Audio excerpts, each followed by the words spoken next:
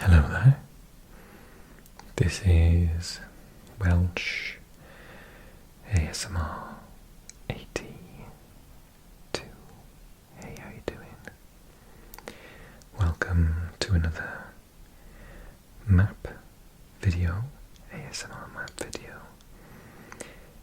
In this one we're going to just flick through a road atlas and I'm going to do some tracing of different aspects, quite often coastline, but not exclusively. There'll be a mix of soft spoken and whispered in today's video, which I hope is relaxing and will help you maybe even fall asleep. Okay, so what we're looking at here, in case you're not sure, because you could be watching this from anywhere in the world, I'm from this country, I'm from Wales, which is part of the UK, which is this island here. This is Great Britain. The capital is London, and I grew up in a place called Swansea, which is here. And in terms of, I always ask people, how far away is that from so-and-so place, and it helps me to work things out. So, where I grew up in Swansea, if you go on the train to London, it takes 3 hours. So in terms of, if you are Australian, Canadian, or American, or Russian, because I know a lot of Russians watch this channel, then you probably think that's a tiny distance, but in the UK that's kind of a long way, because we're small. And just off the coast of my native country of Wales is another beautiful country, and this is Ireland. And the capital is Dublin, just there. And then we've got this body of water here, this is the Irish Sea, which separates the island of Ireland. The island of Ireland. Same pronunciation in my English. I think people from Ireland would say Ireland, but we don't pronounce the R. The Irish Sea separates it from England. And then we have Cardigan Bay, and apparently this is St. George's Channel. I didn't know that.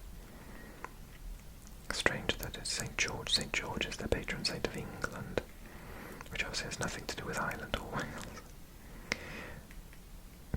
The patron saint of Ireland is of course St. Patrick, and I think, depending on when you're watching this, St. Patrick's Day for me, the time of recording, was like the day before yesterday.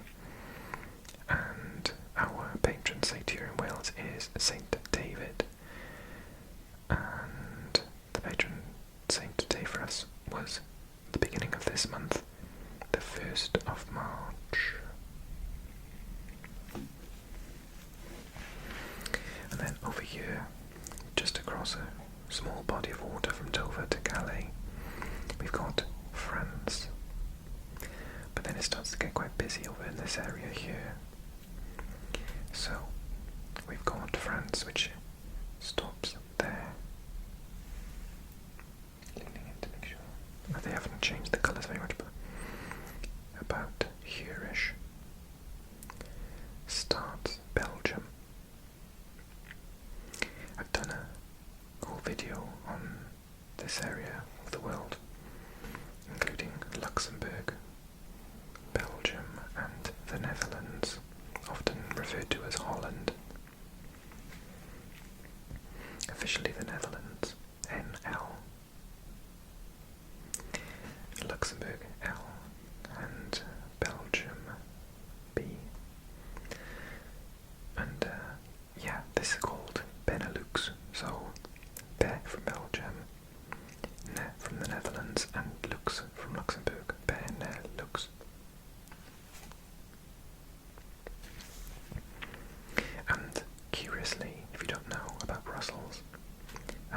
Brussels is the capital of Belgium, so we're talking about Belgium now. Belgium is,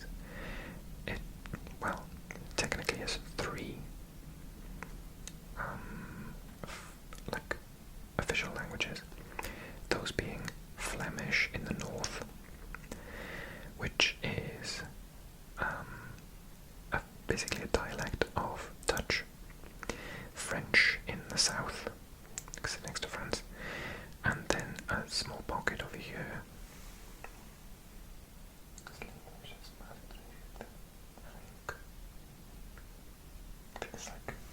think it's done that. That is German, because obviously it's next to Germany. D for Germany is Deutschland. D.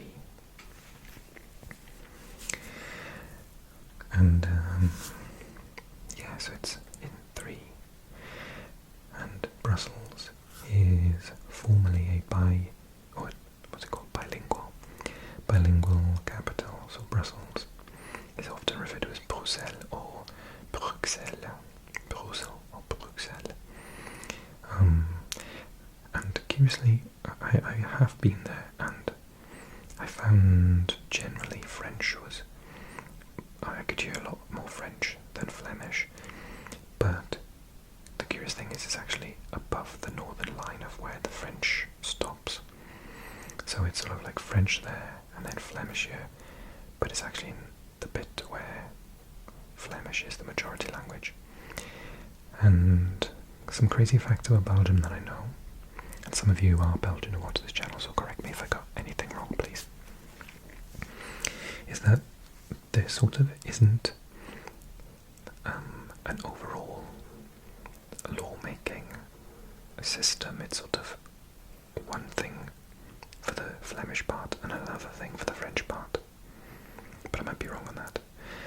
And the second thing is that the Flemish part is slightly higher populated than the French-speaking part, so there are more Flemish speakers in Belgium than French speakers, and definitely more than German, which is only official in one area.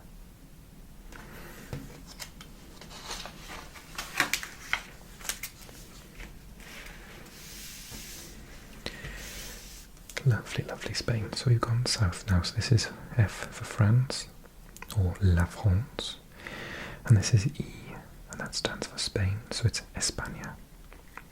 And then over here, P for Portugal. One of the only words, Portugal, that seems to be the same in loads of languages. In Portuguese itself is Portugal, and in Spanish Portugal, in French Portugal. So yeah, it's very similar, only Italian I can think off the top of my head. Portogallo is different. So the country codes represent their language, so E for España, and we saw D for Deutschland, Germany, earlier on. So we got Spain here. So cool facts about Spain. I used to live in Spain. I used to live there in Murcia, which, when you consider is really close to Africa, is very hot. Murcia is the driest city in Spain. However, the hottest city in Spain is actually over here, Sevilla, or Seville, if you will. And then if you go towards the coast, you've got Cadiz and Gibraltar, which is technically owned by the UK, but Spain are not happy about that fact. So if you go to this part here, people will speak English and use the British pound, even though you're technically like just in Spain. It's a very weird situation. Madrid is the capital, it's smack bang in the middle. But the weird thing about that is that, although it was put there so you could easily get to, say, Barcelona, which is quite northernly in Spain, and over to the coast, or get down to Seville, or up to maybe the Basque Country here, or Coruña over in Galicia, you can get everywhere quite quickly. But Madrid is on a plateau, so the mountain range goes up here, and so Madrid is actually really cold in the winter, But the other crazy thing is, because it's in Spain, which is close to Africa and on the Atlantic Ocean, it's actually, because it's up high, it's really, really hot in the summer.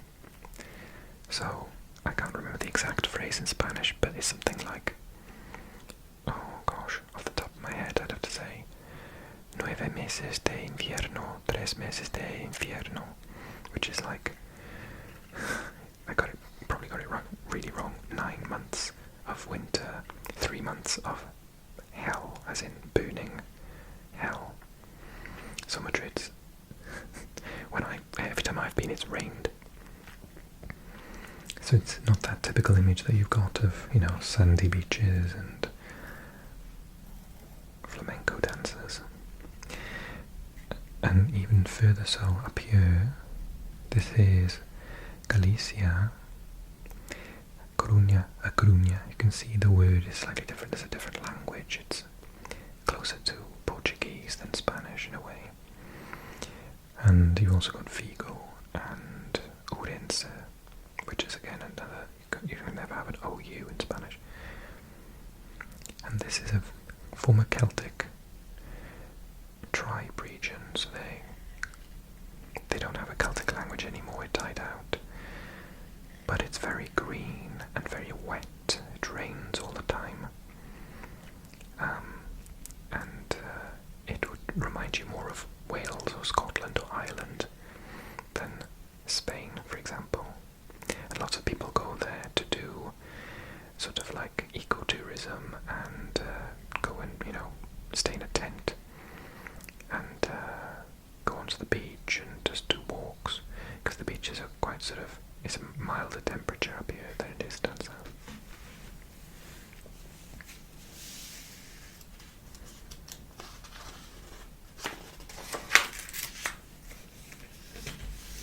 Alright, now we're up to Scandinavia and the Nordics. So we've got N for Norway, S for Sweden, and FIN for Finland, not F, which would be France. And I think FI would be the Faroe Islands. So I think it had to be FIN. I wonder if we can see the Faroe Islands somewhere.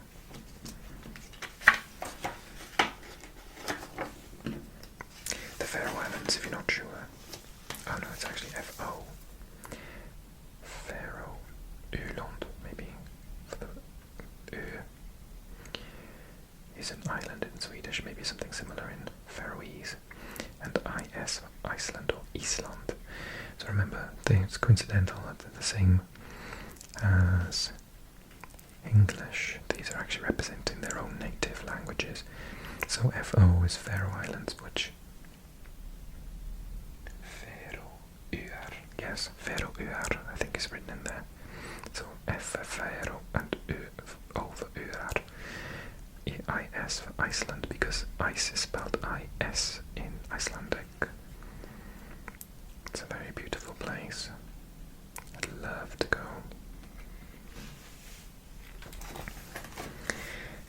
And then we've got N for Norway, which is Norge. S for Sweden, which is Sverige. And Finland is actually, completely different, so that's an odd one, I would guess. Isn't it?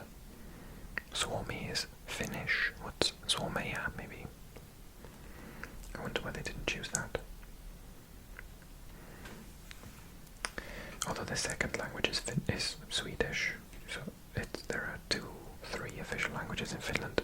Finnish, Swedish, because there's a Swedish-speaking population still on this coastline here. Some of the place names are even Swedish, for example. And the third one is of a group of people that live here. And we've classically called this area Lapland, but apparently nowadays that's inappropriate. And it spans the 4 countries of Norway, Sweden, the very north part of Sweden, Finland here, this country here is Russia. Russia. So yeah, this area here. However, historically, lots of this area, particularly down here, and well, definitely here, because Vyborg was the second largest city in Finland at one point in its history. So they had a war and Russia won, and they seceded some of their land. I think it was quite a large amount of the land on the this side. I've done a video on it on this channel, I believe, so have a look for it if you're not sure. And then this area here is all Russia. So you've got, let's have a look at the cities. So the north of Sweden is not very well populated.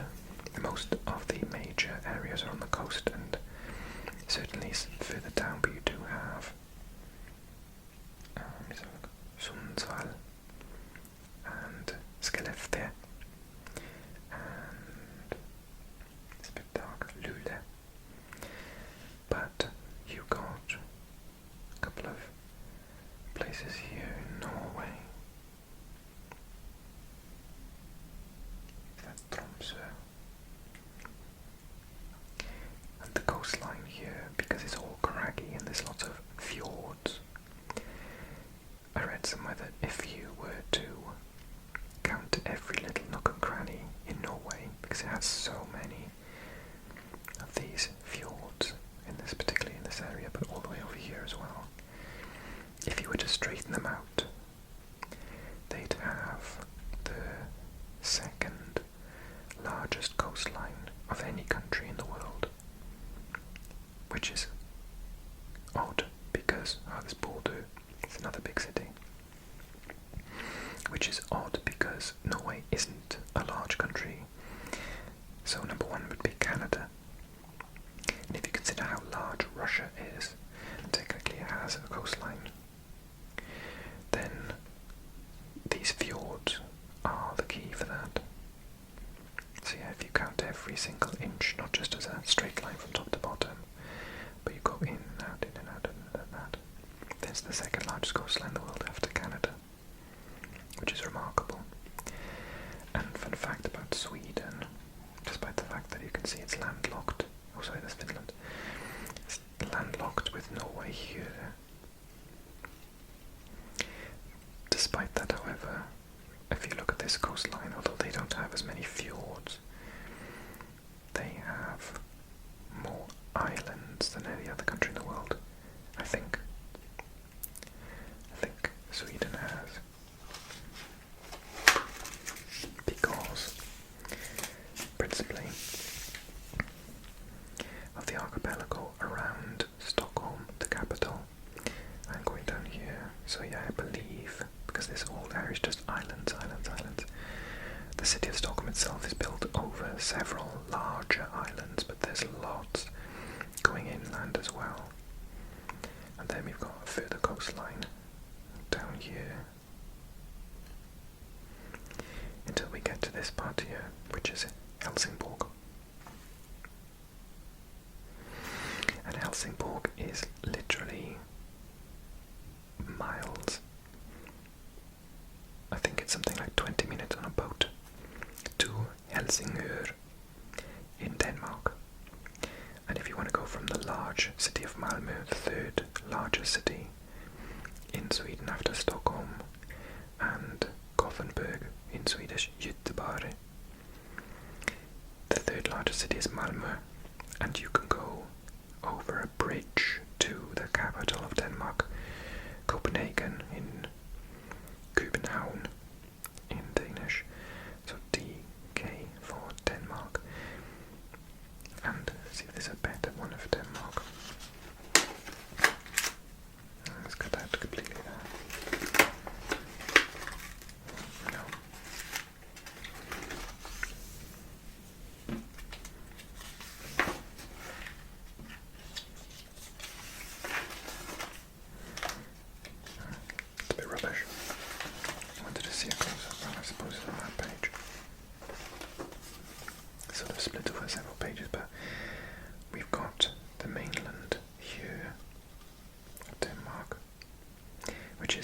incredibly flat by all accounts. Very, very few mountains, and the mountains are quite small.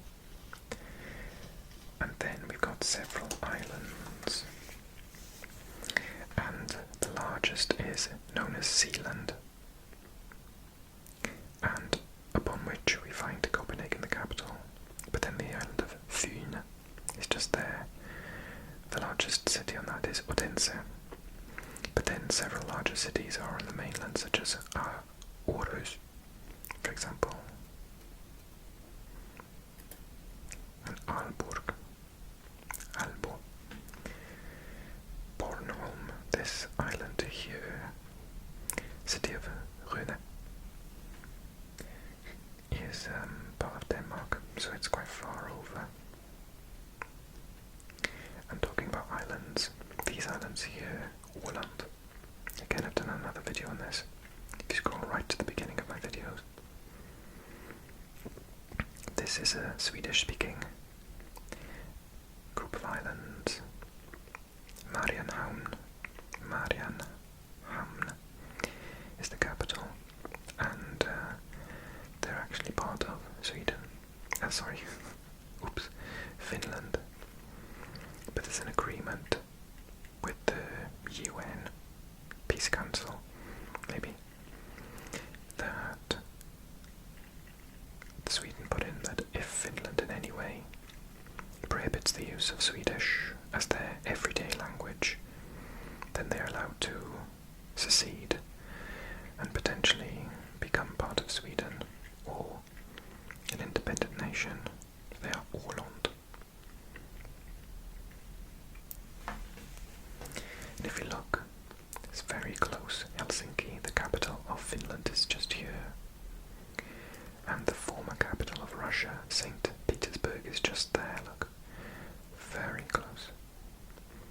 And St. Petersburg itself, sometimes called Venice of Northern Europe, is the largest city for population this north on the planet. It's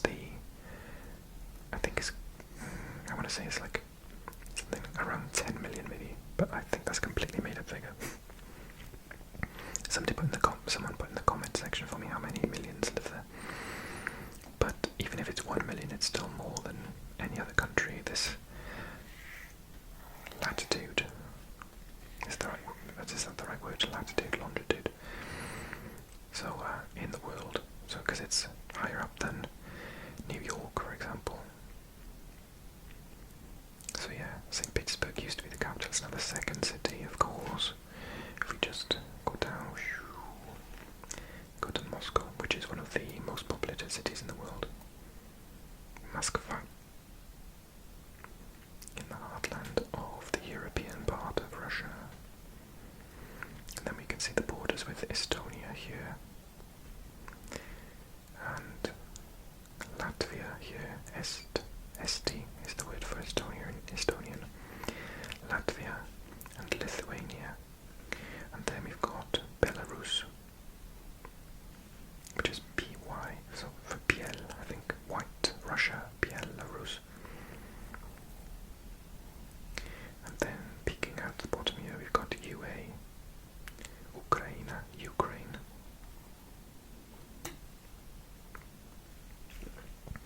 And we can just about see two things here. So we've got Lithuania, which comes to the sea there, and ends here. And if we look carefully, there's an enclave here before we get to Poland. Okay, Poland, PL. Polska. And then we've got Germany again, Deutschland. So this here is Russia. This is called Kaliningrad. This is the largest city in this enclave that used to be, I think it was part of Prussia, which was a Germanic, German-speaking area, which was much larger at one point, but Poland took some of the land, as did Lithuania, I believe. But this part was left, and for the war effort, Russia decided to take it as their own, and they moved their own population in. as you can see, it's separated by at least two countries, so either Lithuania and Latvia, or Poland, Belarus, or Lithuania, Belarus, so whichever way you go. If you wanted to drive between this part of Russia to anywhere else in Russia, you have to go through at least two countries, which is a bizarre fact. I mean, you could also go through the sea and get to St. Petersburg, but these shipping lanes, I believe, are very full of ice in the winter, which is probably why Russia wanted it, because it means that they have a port in the northern hemisphere for their navy, and they can get access to the Baltic Sea without having to move through the ice.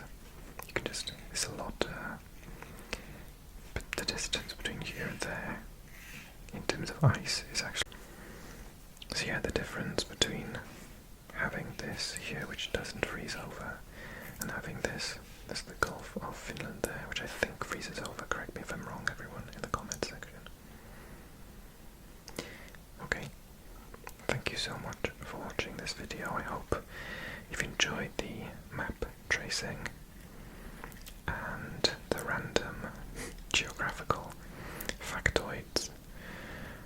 I take no responsibility for embellishing and getting stuff wrong. Feel free to correct me in the comments. I really appreciate it. I don't get embarrassed at all. If you enjoyed the video, drop a like for me, please. If you're new to the channel, welcome. Click subscribe.